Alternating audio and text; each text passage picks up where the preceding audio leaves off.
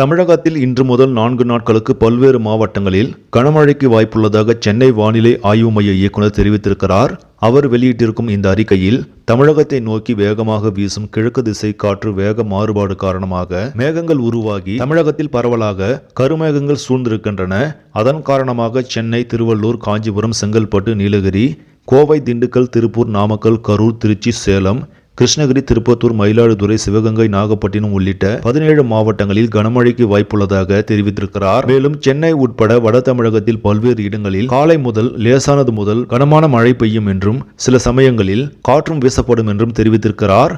தென் தமிழகத்தை பொறுத்தவரையில் உள் மாவட்டங்களில் ஓரிரு இடங்களில் லேசான மழைக்கு வாய்ப்புள்ளது என்றும் வானம் ஓரளவுக்கு மேகமூட்டத்துடன் காணப்படும் என்றும் தெரிவித்திருக்கிறார். கடந்த 2 வாரமாக சற்று ஓய்ந்திருந்த மழை மீண்டும் துவங்கியிருப்பதால் மக்கள் சற்று அச்சத்தில் உள்ளனர். சரி, நம்மளே இந்த செய்தி உங்களுக்கு பிடிச்சிருந்தா லைக் பண்ணுங்க, ஷேர் பண்ணுங்க, மறக்காம நியூஸ் இன்ஃபோ தமிழ் சேனலை சப்ஸ்கிரைப் பண்ணுங்க. அடுத்த வீடியோவில் சந்திக்கலாம். நன்றி.